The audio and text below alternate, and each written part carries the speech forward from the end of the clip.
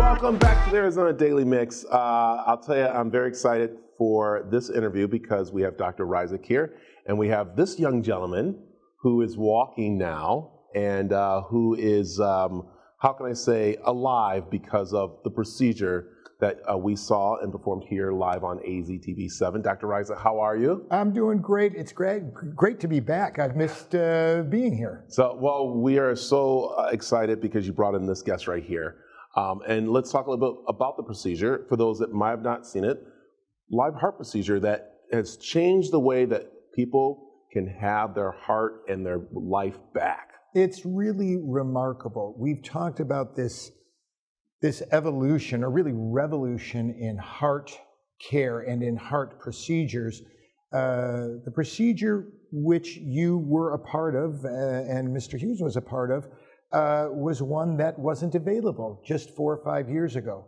And patients who have what the disease process, the valvular disease process that he had, would have gone to hospice. There wasn't an option just a few years ago. But now, due to some amazing technology, not only are we able to treat this, but did you go home the next day? Yes, sir, I did. Went home the very next day. And even if this would have been an open heart surgery operation, he'd have been there for 6 or 7 or 8 days afterwards.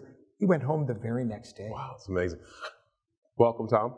Thank you. How are you? I'm feeling fantastic. So let's go back before the procedure. How were you feeling?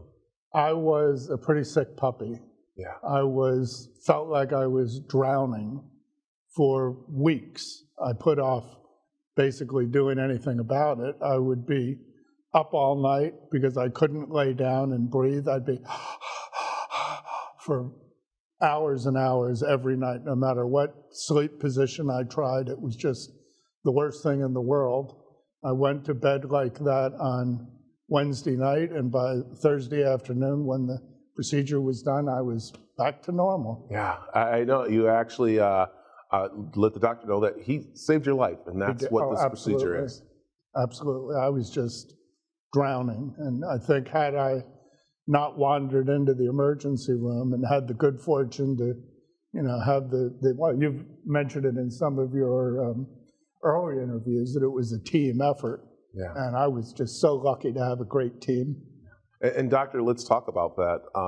What he was suffering from was we could say a broken valve, correct? A leaking mitral valve. And I love the way he just described what he was feeling.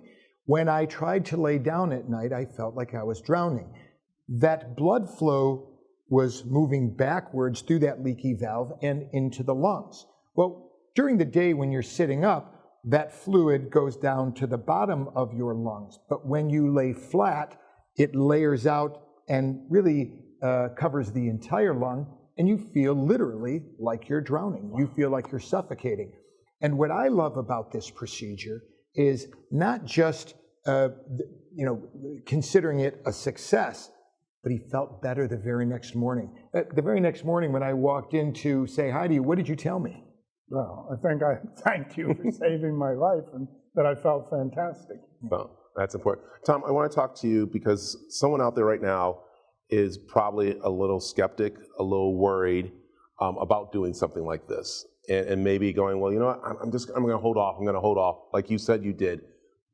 You don't recommend it, do you? Absolutely not. It was the fear of the unknown. I'm 72 now. Up until February, I had never been in a hospital except to visit people. I had always been blessed by very good health. And, when this started back in December, I guess it was, and just progressively got worse until the middle of February when, as I said, I just literally felt like I was drowning. I just kept putting it off, and, I saw my regular doctor, but they gave me some tests, but it was only until I ended up in the emergency room that they gave me the proper test to really get to the bottom of it. But I'd recommend to anybody is don't be afraid of the unknown. I didn't feel a thing. Yeah. And doctor, as we know that this operation was unknown, we were just talking about not more than 5-10 years ago, like it was kind of like, oh, what's going on? And now you guys are performing this every day almost. So many of these procedures have gone from a napkin to human implants in a decade or 15 years. This is one of those procedures. I remember seeing the first one no more than maybe 10 or 12 years ago, and now we do these every week, and we're delighted to see patients like Tom improve so quickly and so completely. Yeah. Tom, I was happy to be there. I'll let you know right now, I didn't do anything. I wanted to, but Dr. Rizik said I had to go to a little bit more school, I guess, to really do some stuff, but a little more school. But now that I've been in the operating room, I'm thinking about doing one. So if all right, I'm pretending. I have a guarantee on this one. Oh, that's good.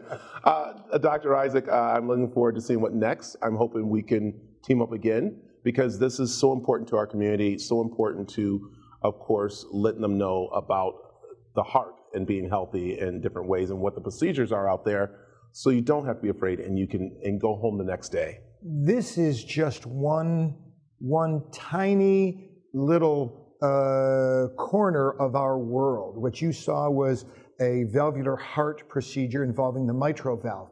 There are 4 valves to the heart. We are making tremendous inroads in treating all 4 valves. Coronary disease, damaged heart muscles. There's so, cardiology, interventional cardiology is so rich with new techniques and new technologies. You and I, we have a lot more procedures to see. I like that, and a great team he has there. So, Tom, thanks for coming in. Thanks for letting me be a part of your life-saving operation and being there and letting our audience too. So we appreciate it. So thank you.